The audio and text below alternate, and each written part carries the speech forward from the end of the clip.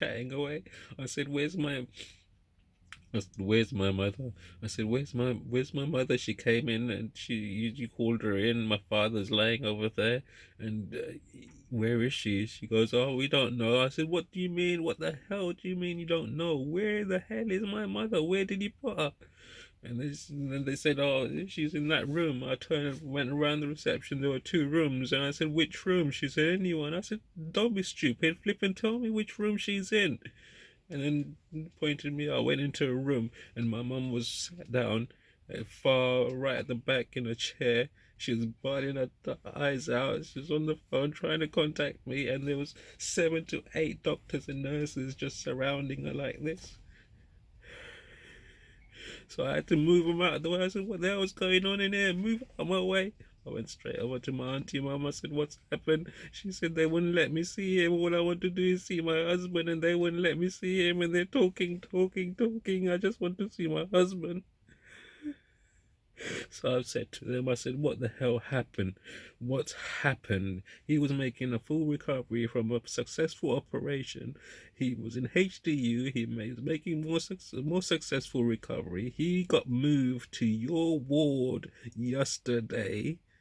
I spoke to him yesterday. Not one day went past. What happened during the night that he didn't wake up this morning? Oh, we think it might have been a cardiac arrest. I said, what do you mean you think it might have been a cardiac arrest? Don't you know? Wasn't anyone with my dad during the night to look after him? They said, oh, cardiac arrest can happen at any time. It's just a split second and nobody would know what has happened. I said, you gotta be joking me. This is serious. I spoke to him last night. Only a few hours later, you tell me he's no longer. She said when the nurse came to check on him in the morning, he was gone. I said, how can you tell me a nurse came to check on him in the morning? Why? Where? What do you mean? Wasn't there a nurse checking on him during the night? Did he have no one there to monitor him, assist him if he needed help, if he called out for help? There was nobody there to help him out. What do you mean the nurse came to check him in the morning and he was gone? This sounds like negligence to me. Did you neglect my father's care? He was making a speedy recovery in a few days. We was expecting him to be at home. He got moved to your ward because he was recovering well. And now he's not with us anymore. What did you do, or what did you not do to help my father survive the night? All of them had their heads facing down onto the floor, not saying one word. So I said, Auntie Mum, you come with me right now, because this is not right. You come with me. We're gonna go and sit with Daddy. You need to sit with Daddy. He needs you right now. So she came with me, and her, her friend Simon came with her, and then Auntie Simon, and then she came, and then I said, come over here. I pulled the curtain back, and I said, here's Dad. Come and sit down with Daddy. Come and ask him to wake up for me, please, because I'm trying to wake him up. He's not waking up. She just burst out in tears, and it's uncontrollable. We just cannot believe what has happened. So a day later now, we find out, yesterday that was, we found out from the coroner that we won't be getting Daddy back from the hospital as soon as we expected it to be, to for the burial, for the funeral, which needs, religion wise, it needs to be done within the next couple of days or so, is a requirement. So now the coroner's contacted us to let us know that they've launched a full investigation and inquiry into finding out what the actual cause of death was, as nobody knows what the cause was because there was nobody around to help him. Also, what was the time of death? What time did my father pass away? Because like I said, There was nobody around, so nobody was monitoring him. Nobody has any idea of what time my father passed away. So now they have launched a full investigation, and they're saying the investigation is going to take 7 to 10 days, and then maybe we'll get our father back. So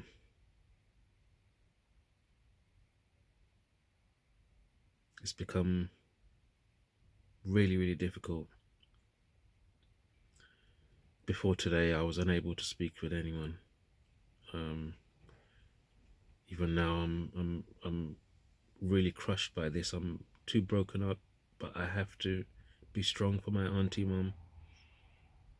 I have to support her, and he should have been here with us. They took him away. He was making a full recovery, and that night everything changed. And I didn't see him in it.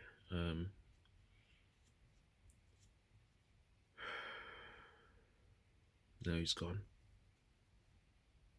It took 3 weeks from start to end. Our whole life is turned upside down. Our world is finished. But we have to be strong. We have to try and be positive. We have to pray, make dua for him, for Allah Ta'ala, God to give him a place in heaven, give him a jaga in Jannat al-Firdaus. Ameen. Amen. So today I've asked some family friends to help us file a complaint against the hospital for negligence, and that's been taken care of. Also, we just found out today, a few hours ago, that my auntie mum mentioned that on Monday, the 21st of September, while he was still in HDU, my mother asked the staff, has he been given his insulin because he's diabetic? And they said, what are you talking about? Are you sure he's diabetic? How can that question on its own it's impossible for me to contain myself, knowing that they knew his whole health history. They knew he's bypass, they knew he's diabetic, they knew he's asthmatic, they knew he's got ulcers, they knew every single thing about him. So how come they asked my mum, are you sure he's diabetic? Because they were treating him without any insulin.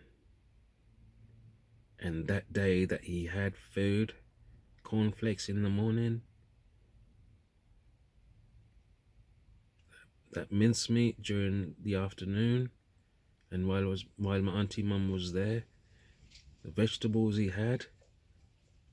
he was not being given any insulin before his meals. I am totally blown away by the incompetence of these so-called educated professionals who are supposed to be caregivers and care providers in hospitals for patients, for their well-being and helping them get better. Did not know that he was diabetic.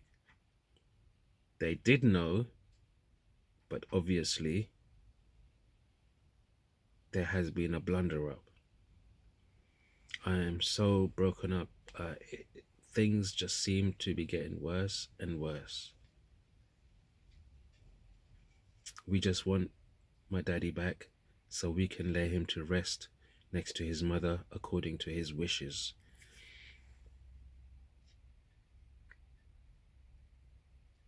So that's been the update so far. And I just really, really miss my daddy. I really miss him. I was really, really close to him, and we were more like best friends. But I've got to say, God has mysterious ways of working, and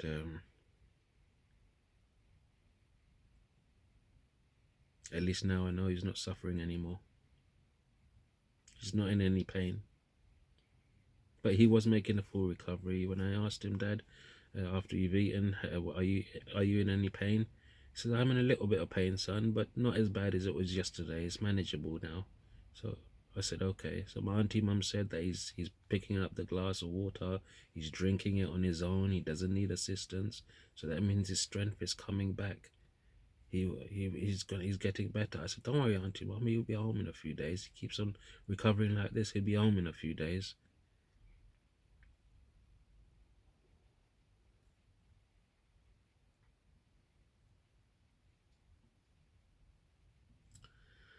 But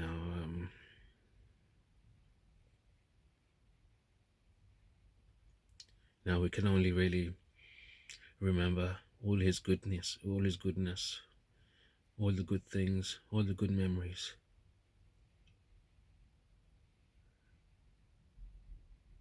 How he lived his life. He was a proud man. He was a very, very strong-hearted man.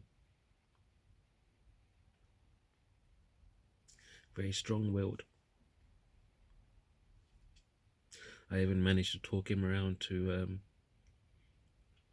start using cannabis alternative prevention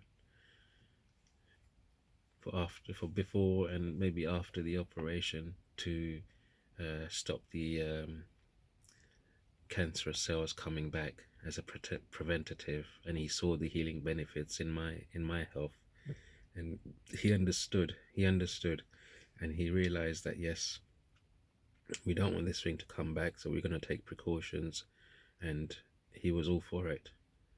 And that's what I spoke to daddy, I spoke to auntie mum, and there was an agreement that this is what we was going to do. We was going to start cannabis treatment as a preventative. If we just didn't even have enough time to acknowledge that he's got bowel cancer. Before we knew it, he was in hospital, he's had his operation, he's making a full recovery. I was so happy when he was making full recovery. I was even happier when he started eating and started drinking glasses of water on his own, gaining the strength back. My auntie mum even said that he was able to move himself from the bed to the chair and back onto the bed by himself. He was getting strong. He wanted to come out of there.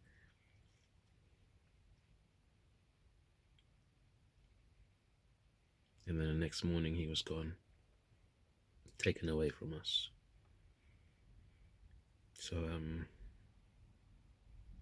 there's lots of people helping us with this now. I wouldn't be able to do anything without the help and support of everyone around us, in real life and on social media. All around the world, everyone's really upset. I just can't believe this has happened when he was making a full recovery.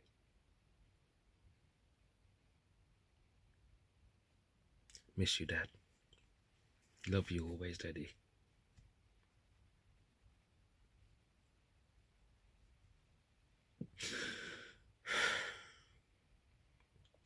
Just gotta be strong.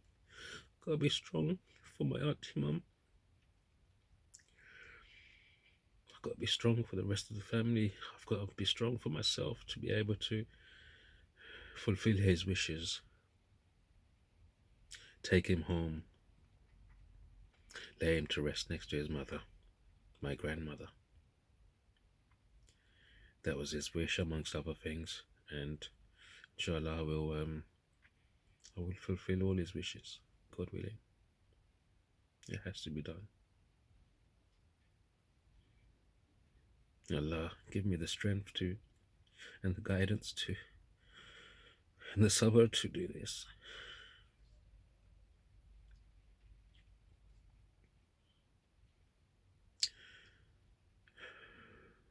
So please, everyone, if you pray, please pray for my father.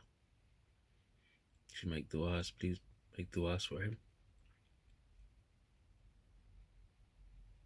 And if there's anyone out there that he's ever wronged and he's ever upset unknowingly or knowingly, please forgive him. Please forgive him. Just pray for him. That's all we can do is remember the good times. Try to be strong.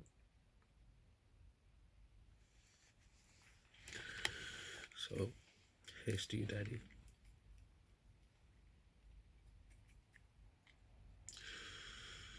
Here's to you, Daddy. Try the terps on the exhale.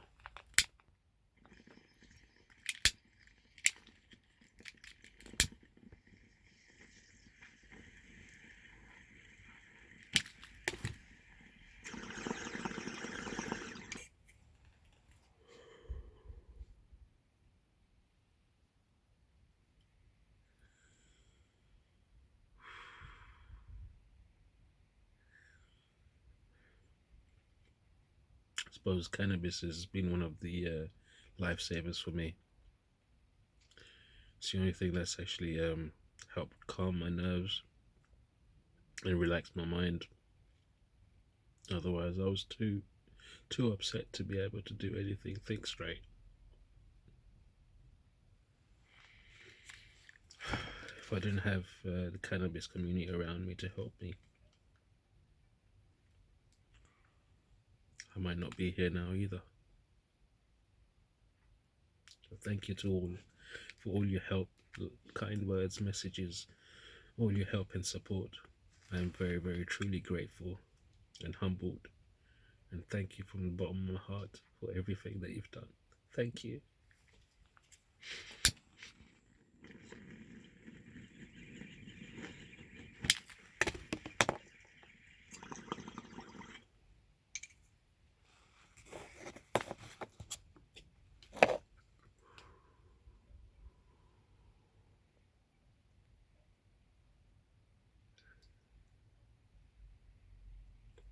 Just trying to keep picking myself up.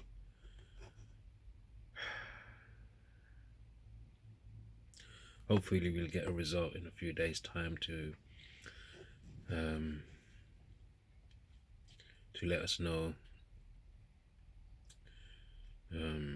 what the outcome has become of the results, and if they have actually investigated and found out the actual time of death and the actual cause of death, because them saying to me that they think it might have been a cardiac arrest is not good enough for me, and them telling me that they don't know what time he passed away is not good enough for me. I know that while I was being sick, before I heard the bad news,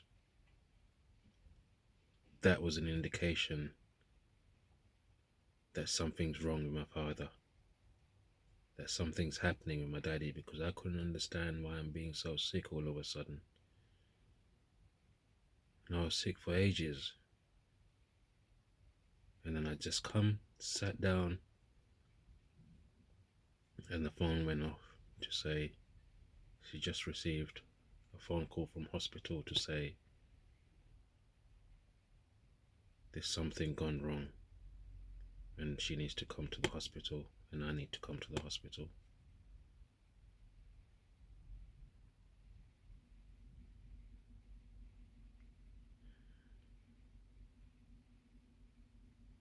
Rest in peace, Daddy. Inna lillahi wa inna ilahi rajiun. From Allah we came, and to Allah we shall return. To God we came from, and to God we shall return.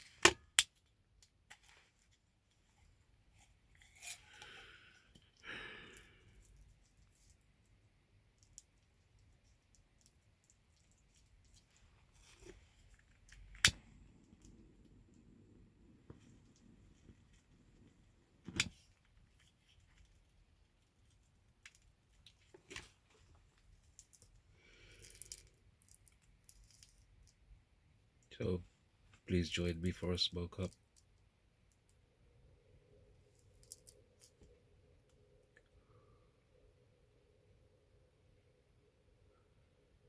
And wish my father, wish my beloved daddy a fair journey, a safe journey.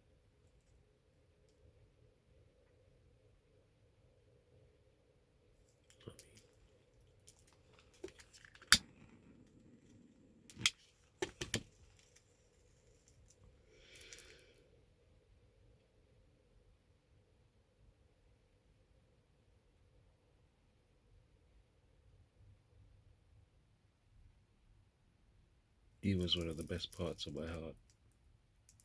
The piece of my heart has been torn apart. I feel like I have a hole in my heart now.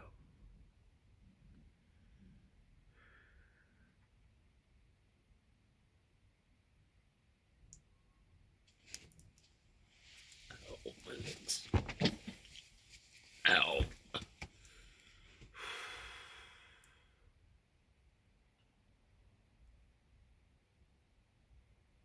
Never know. Got a visit from the district nurse today to come and change the bandages on my ankles. And I was in my bed. I'm just sitting up right now, but I was in bed. She's just there laying down, and she came in and asked what was wrong, and I said that I've got these open wound ulcers on my ankles caused by cellulitis, and St George's Hospital in Tooting, they're saying that it's lymphoedema or something like that. And then they're saying also that I've got chronic illness, so I've got chronic pains on my legs, mainly. I've got them on my arms as well, but main affected area is my legs, and especially from my knees downwards. My skin, my legs feel like they're on fire constantly. There's this burning sensation taking place every millisecond of time. So I'm in agony all the time, and recently started taking tramadols. I've come off the morphine, and I'm staying away from the morphine now because that wasn't helping me anymore. It wasn't doing. My body became immune to it, and they couldn't up the dose anymore. They said that's the highest we're professionally allowed to go, and we can't prescribe you anything higher or stronger. I said, okay, well, my body's become immune to it. It's not helping anymore, so you might as well take it away.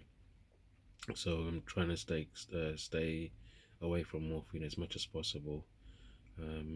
But I am on tramadols at the moment because tramadols and paracetamol together, um, they help take a little bit of the edge of the sharp pins and needles, pulsating pains that I'm feeling in my legs, um, that are making me unable to walk. Even going to the bathroom, it's an issue. It's become an issue. So she's had a look at my. She's taken off the bandages, and the smell, the stench that came off, it was horrible. And she said that they look really, really infected. She tried to touch around and ended up screaming because the pain was just too intense. Just the air in the room was enough to cause me pain. Um, so she was saying that really I can dress it now, but um, you are your ulcers have infections on them, and you need to go to hospital. I said I'm not going to hospital. In these times, they've got COVID and all sorts going on. Here, I've got my family in hospital. They will kill me. I am not going to go hospital. I don't want to die. I don't want them to kill me. I am not going hospital. So she's saying, okay, well, I can, you got antibiotics. I said, my doctor's prescribed me antibiotics, and because I can't go, my mother's going to go to the doctor's and pick up the prescription, take it to the pharmacy, collect the medicine, and then she's going to bring it home so I can have the painkillers, because without those painkillers and without my cannabis, I can't do anything. I'm bedbound, literally, as you can see me now. I can't move. So she's said that okay, I can clean it up. As she cleaning it up, my tears are coming out, and the pain is unbearable. So they didn't apply the compression bandage, but she did put the the blue lined white stretchy tubey grip, I think it's called. So up to my knee from my toes, and that even that was really felt really really tight. It still does on my legs, but I couldn't stay laying down for too long. I was having a backache, and yeah. So she says that she's put that on there for a time being, and it's going to take about 70 hours, 72 hours for the antibiotics to kick in. So Friday, Saturday, Sunday, Monday. No, she said Monday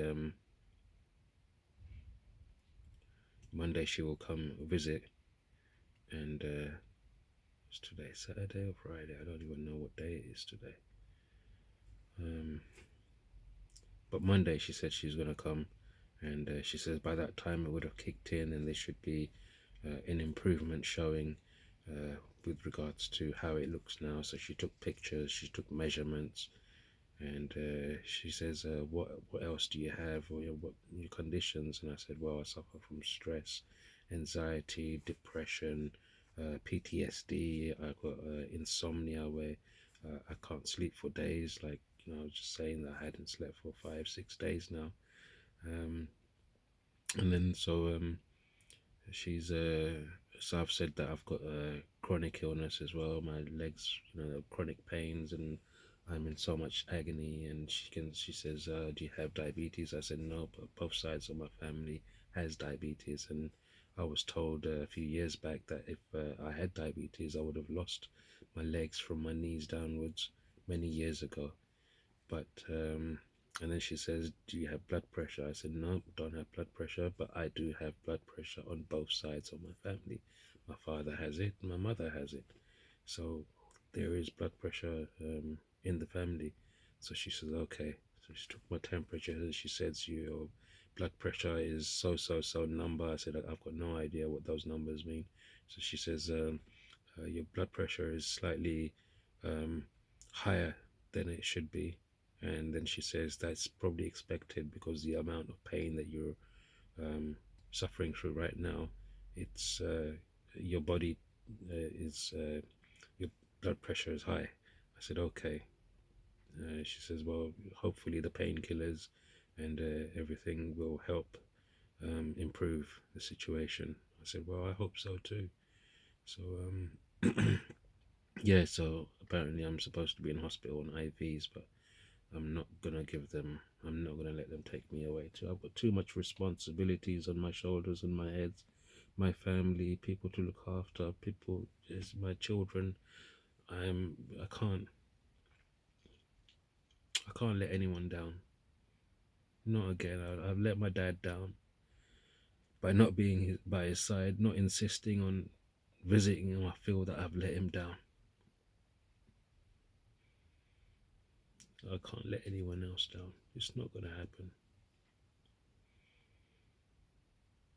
So, although I'm not allowed to be traveling, it's my father's dying wish to be taken back to Karachi to lay to sleep next to his mother, next to my grandmother. So I will be going abroad, um, and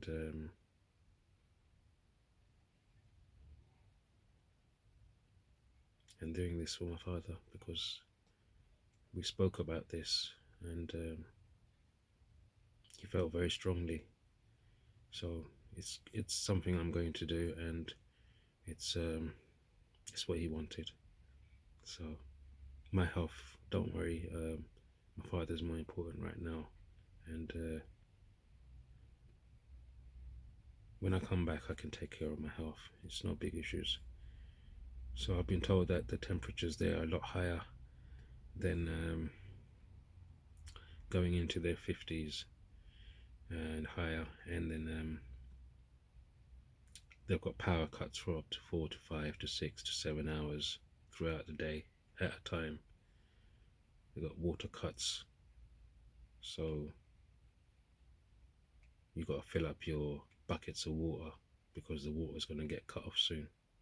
It could happen at any time, and then throughout the door you just use whatever water is left in the buckets or the tanks or whatever. So things are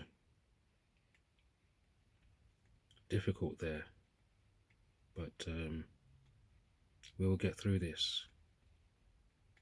We will get through this, definitely. Definitely we're going to get through this. Look at my dad, he went through so many operations. He was a survivor.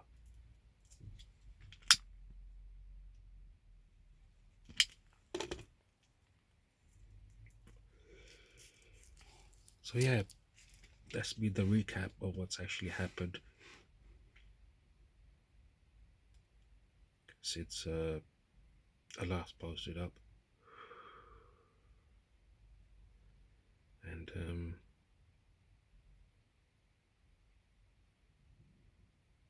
thank you for joining me for this.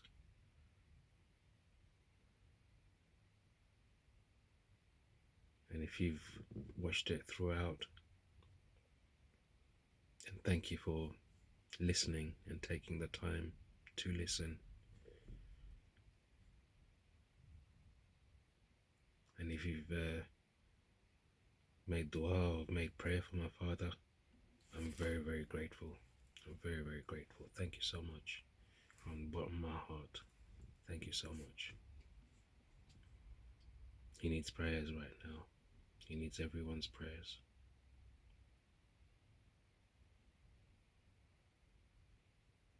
And best wishes.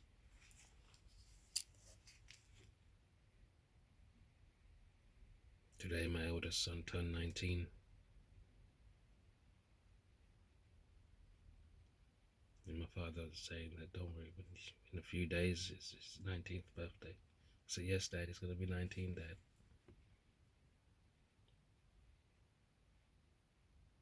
Big boy.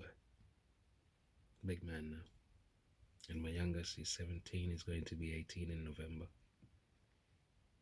They're both studying at colleges and got themselves part-time work. So I'm blessed. I'm blessed to have my boys with me.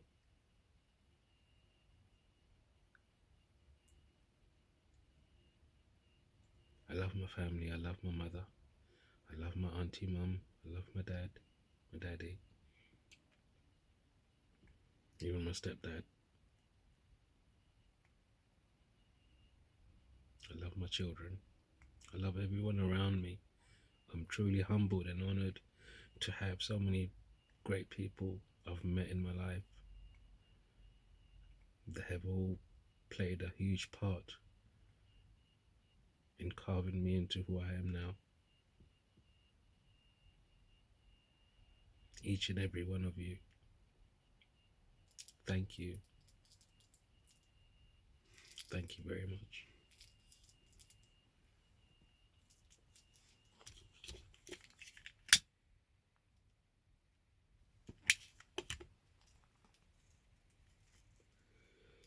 Thank you for everyone's condolences, best wishes, all their kind messages and support.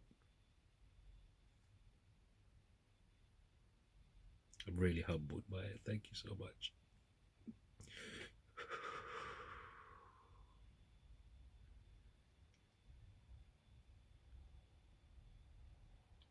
So we're going to add this thing about the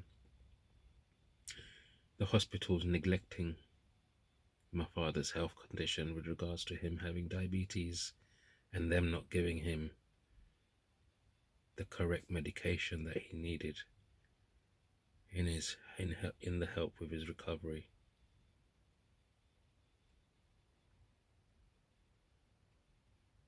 So what my thought was during the night when there was no one there is that, like when he first moved into that ward, he was thirsty for water. I was there to help make sure he gets the water. Otherwise, they wouldn't have given him the water until they finished chatting away and changing shift over.